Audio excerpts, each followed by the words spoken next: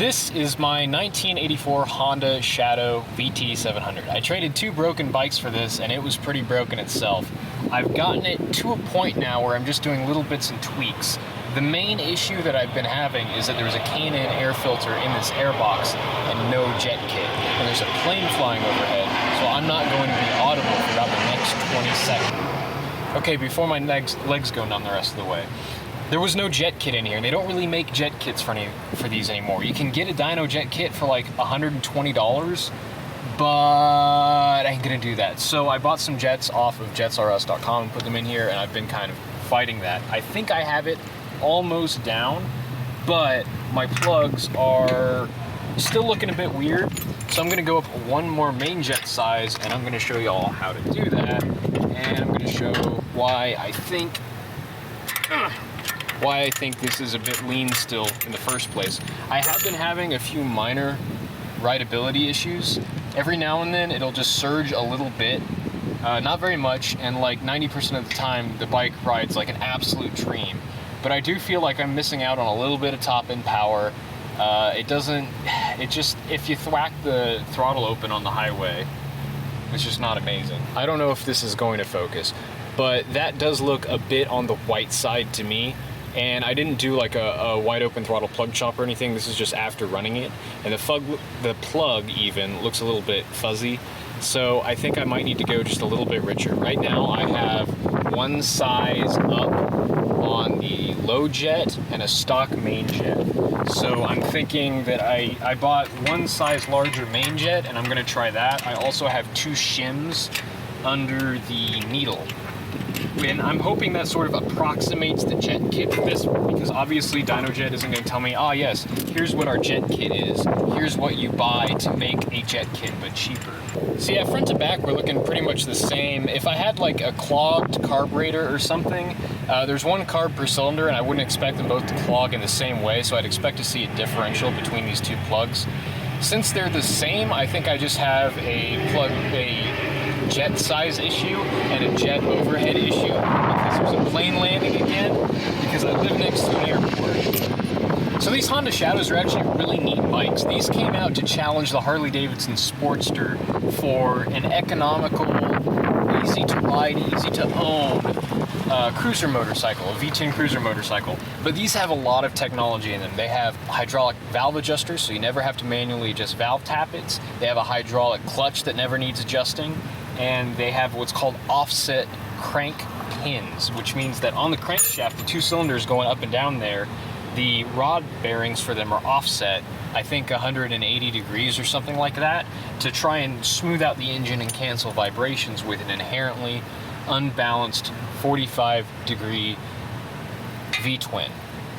That's a lot of words. Something else cool that they did, which is the reason I have to go to the other side of the bike here, 4 spark plugs in a V-twin. And I honestly am not entirely sure why that is. I think it has something to do with fuel economy, probably emissions, honestly, because then you're able to get a more complete burn of the fuel.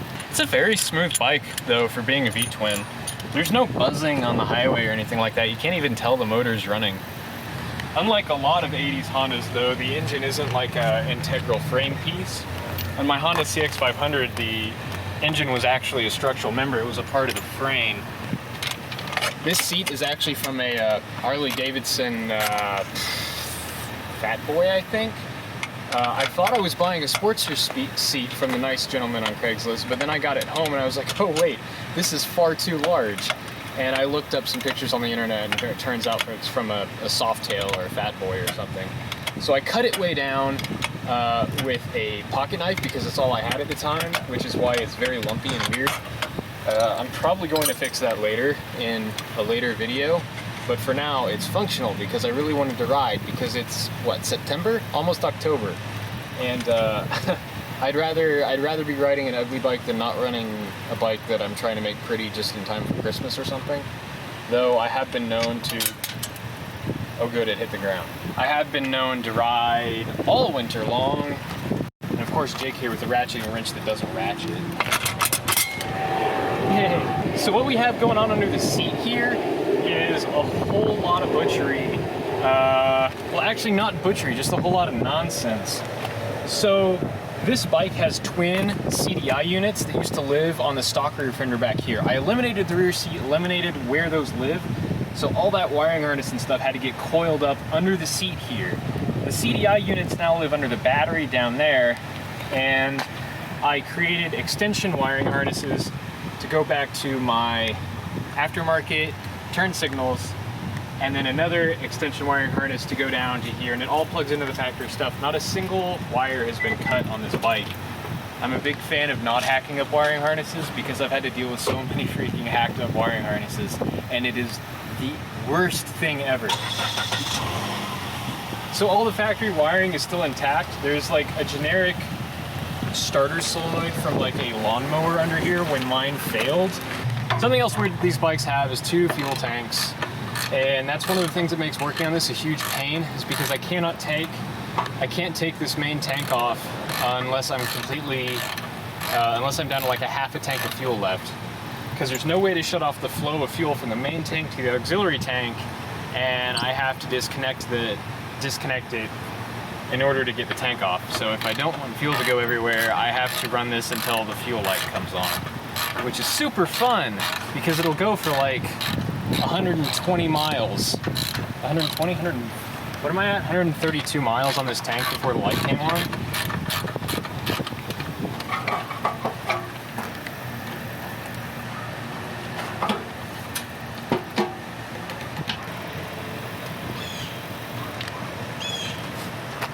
I love my green diabetes juice. Yay, my hand's not soaked right now, that's a good sign.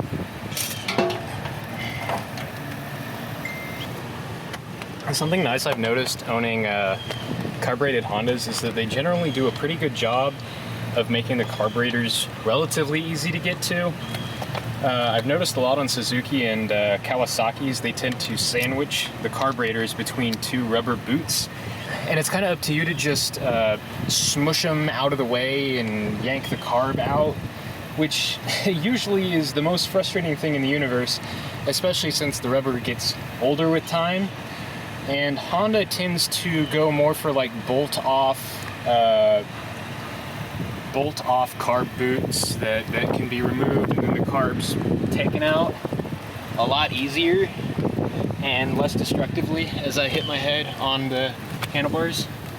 In this case, got this big old plastic plenum that goes back to the airbox, and one big problem I've had with this bike that I fixed now that I realized what was going on is that when you put that on, you can smush the fuel lines if they're routed incorrectly, which these were. I finally got them rerouted with new line and all of these nice actual fuel injection rated, even though this isn't a fuel injection bike, hose clamps that don't. And if you use the worm drive ones, they tend to eat the rubber a little bit. They'll sort of pinch it and it'll, bad things happen. It's just not great. Don't do that. Use proper clamps on your motorcycle.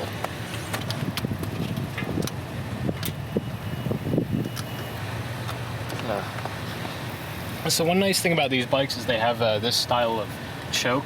It's a enrichment circuit choke as opposed to a butterfly choke. And it's useful for tuning like this because the only thing that the choke does is make the mixture richer. So it's very useful for telling if your mixture is indeed too rich or too lean by how it makes the bike work when you turn it on. Okay, choke out of the way. Now all I got left is... oh, fuel lines, right.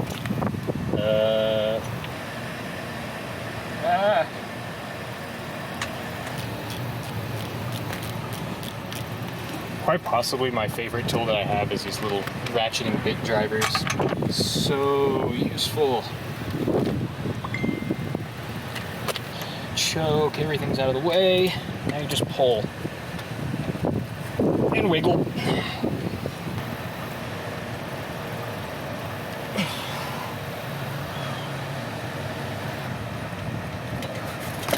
There we go. And out the side it comes. Oh, hey, I've never done it out the top before. Guess that works too.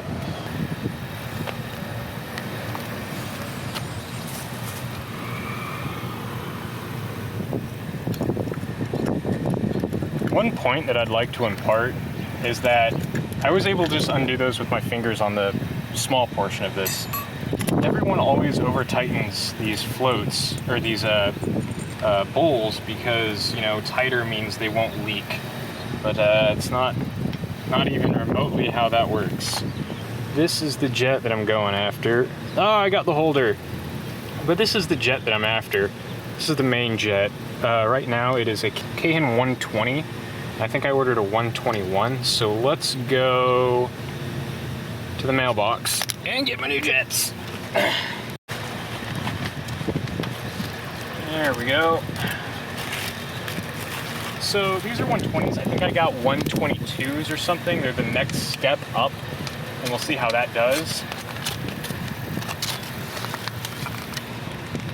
So I just totally destroyed this bag that I probably should have kept together to hold the old jets, but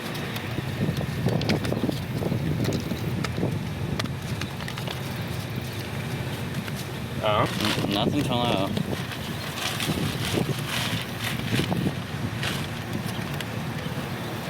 Don't tell me only one of them came. Did you just...